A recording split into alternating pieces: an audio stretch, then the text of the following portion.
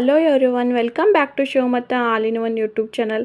ನಾನಿವತ್ತು ಚಿಲ್ಲಿ ಪನ್ನೀರ್ ರೆಸಿಪಿನ ನಿಮ್ಮ ಜೊತೆ ಶೇರ್ ಮಾಡ್ಕೋತಾ ಇದ್ದೀನಿ. ತುಂಬಾ ಕ್ರಿಸ್ಪಿ ಆ್ಯಂಡ್ ಕ್ರಂಚಿ ಟೇಸ್ಟಿಯಾಗಿ ಬರುತ್ತೆ.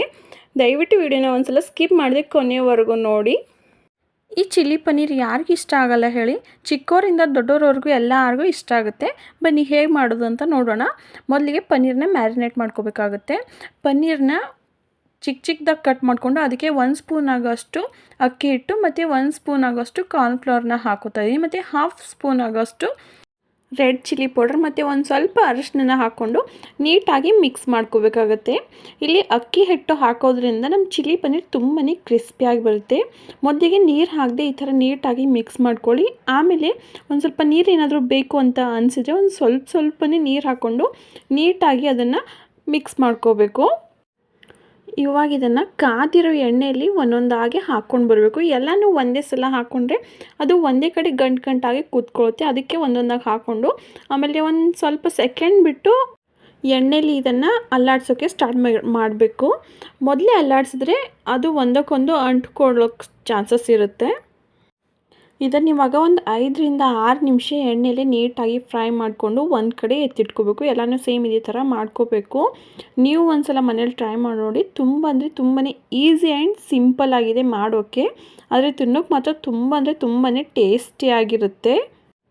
ಹಾಗೆ ಇನ್ನು ಯಾರೆಲ್ಲ ನನ್ನ ಚಾನಲ್ಗೆ ಸಬ್ಸ್ಕ್ರೈಬ್ ಮಾಡದೆ ವಿಡಿಯೋ ನೋಡ್ತಾ ಇದ್ದರೆ ದಯವಿಟ್ಟು ಒಂದು ಸಲ ಸಬ್ಸ್ಕ್ರೈಬ್ ಮಾಡಿಕೊಂಡು ವಿಡಿಯೋನ ನೋಡ್ಕೊಳ್ಳಿ. ಹಾಗೆ ವಿಡಿಯೋ ಇಷ್ಟ ಆದರೆ ಲೈಕ್ ಮಾಡೋದನ್ನು ಮರಿಬೇಡಿ. ನಾವು ಪನ್ನೀರ್ ಮ್ಯಾರಿನೇಟ್ ಮಾಡ್ಕೊಳ್ಳುವಾಗ ಜಾಸ್ತಿ ನೀರು ಏನಾದರೂ ಹಾಕಿದರೆ ಪಕೋಡ ಥರ ಆಗಿಬಿಡುತ್ತೆ. ಅಂದರೆ ಹಿಟ್ಟಾಗಿ ಕಂಪ್ಲೀಟ್ ಪನ್ನೀರ್ ಸುತ್ತಲೂ ಪಕೋಡ ಥರ ಆಗುತ್ತೆ. ನೀವು ಒಂದ್ಸಲ ಈ ಥರ ಚಿಲ್ಲಿ ಪನ್ನೀರ್ನ ಮನೇಲಿ ಟ್ರೈ ಮಾಡಿ ನೋಡಿ. ತುಂಬಾ ಚೆನ್ನಾಗಿರುತ್ತೆ. ಸೇಮ್ ಆಚೆಗಡೆ ತಿಂತೀವಲ್ಲ ಅದೇ ಥರ ಟೇಸ್ಟ್ ಇರುತ್ತೆ. ಅದರಲ್ಲಿ ಫುಡ್ ಕಲರ್ ಹಾಕಿರ್ತಾರೆ, ನಾವಿಲ್ಲಿ ಫುಡ್ ಕಲರ್ ಹಾಕಿರಲ್ಲ ಅಷ್ಟೇ. ನ್ಯಾಚುರಲ್ ಆಗಿರಲಿ ಅಂತ ನಾನು ಫುಡ್ ಕಲರ್ ಹಾಕ್ತಾಯಿಲ್ಲ. ಆಮೇಲೆ ಹೆಲ್ತ್ಗೂ ತುಂಬಾ ಒಳ್ಳೆಯದು. ಒಂಥರ ಹೆಲ್ದಿ ಫುಡ್ ಅಂತಲೇ ಹೇಳ್ಬೋದು. ಮನೇಲಿ ನಾವೇ ಕ್ಲೀನಾಗಿ ನೀಟಾಗಿ ಮಾಡ್ಕೊಂಡಿರ್ತೀವಲ್ಲ, ಅದಕ್ಕೆ ತುಂಬಾ ಚೆನ್ನಾಗಿರುತ್ತೆ. ದೊಡ್ಡವ್ರಿಗೆ ಟೀ ಕಾಫಿ ಜೊತೆ ಬೆಸ್ಟ್ ಕಾಂಬಿನೇಷನ್ ಅಂತಲೇ ಹೇಳ್ಬೋದು.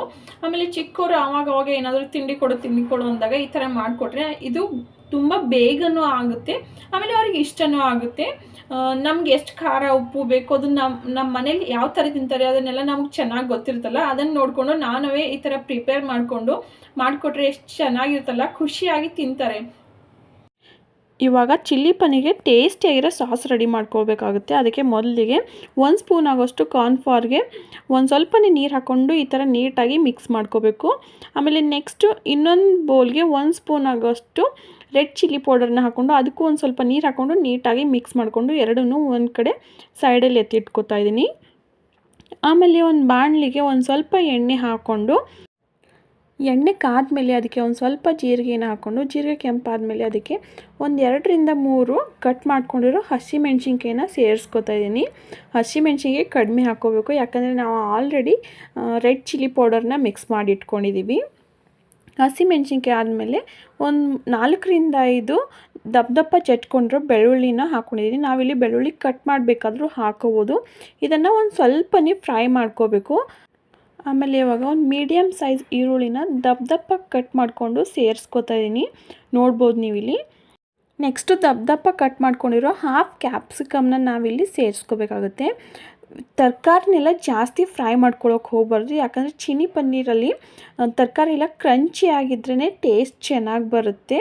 ಇಷ್ಟಾದರೆ ಸಾಕು. ಇವಾಗ ಜಾಸ್ತಿನೂ ಫ್ರೈ ಮಾಡ್ಕೋತಾ ಇಲ್ಲ ನಾನಿಲ್ಲಿ.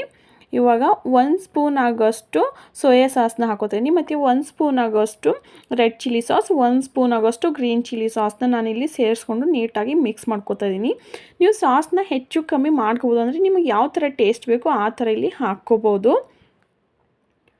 ಇದು ಚಿಲ್ಲಿ ಪನ್ನೀರ್ ಆಗೋದ್ರಿಂದ ತುಂಬಾ ಚಿಲ್ಲಿನ ಹಾಕ್ಕೋಬೇಕಾಗತ್ತೆ. ಖಾರ ತಿನ್ನೋಕೆ ಇಷ್ಟ ಆಗಲಿಲ್ಲ ಅಂತಂದರೆ ಒಂದು ಸ್ವಲ್ಪ ಕಡಿಮೆನೂ ಮಾಡ್ಬೋದು. ಆಮೇಲೆ ನಾವು ಮಿಕ್ಸ್ ಮಾಡ್ಕೊಂಡು ಇಟ್ಕೊಂಡಿದ್ದೀವಲ್ಲ ಚಿಲ್ಲಿ ಪೌಡ್ರನ್ನ, ಅದನ್ನು ಇಲ್ಲಿ ಸೇರಿಸ್ಕೊಂಡು ಒಂದು ರುಚಿಗೆ ತಕ್ಕಷ್ಟು ಉಪ್ಪನ್ನ ಇಲ್ಲಿ ಹಾಕ್ಕೊಂಡು ಮಿಕ್ಸ್ ಮಾಡ್ಕೋತಾ ಇದ್ದೀನಿ ನೀಟಾಗಿ. ತರಕಾರಿ ಎಲ್ಲ ಇಲ್ಲಿ ಒಂದು ಸ್ವಲ್ಪ ಬೇಯ್ದುಕೊಳ್ಳುತ್ತೆ, ಅದಕ್ಕೆ ಸ್ಟಾರ್ಟಿಂಗಲ್ಲಿ ಒಂದು ಸ್ವಲ್ಪನೇ ಫ್ರೈ ಮಾಡ್ಕೋಬೇಕು. ನೆಕ್ಸ್ಟ್ ಇವಾಗ ಒಂದು ಸ್ವಲ್ಪನೇ ನೀರು ಹಾಕ್ಕೋಬೇಕು.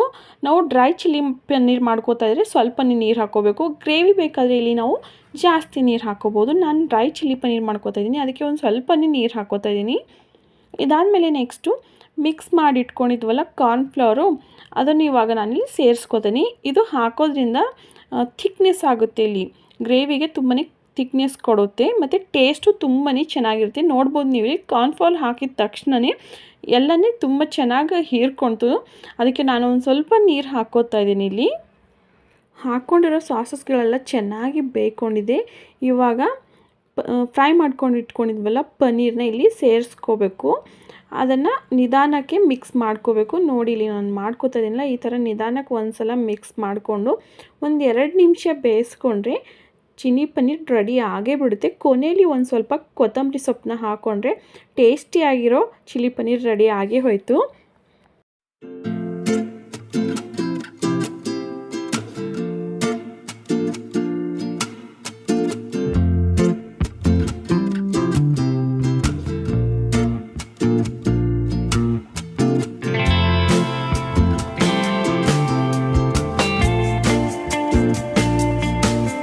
ವಿಡಿಯೋ ಇಷ್ಟ ಆದರೆ ದಯವಿಟ್ಟು ಒಂದ್ಸಲ ಲೈಕ್ ಮಾಡಿ. Thank you for watching.